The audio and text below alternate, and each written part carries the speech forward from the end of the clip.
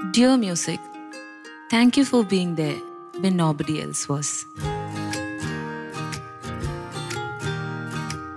Dear music, thank you for helping me to get away from reality sometimes. ലൈഫിൽ ഒരു പോയിന്റിൽ ഇങ്ങനെ പറയാത്തവരായിട്ട് ആരും ഉണ്ടാവില്ല.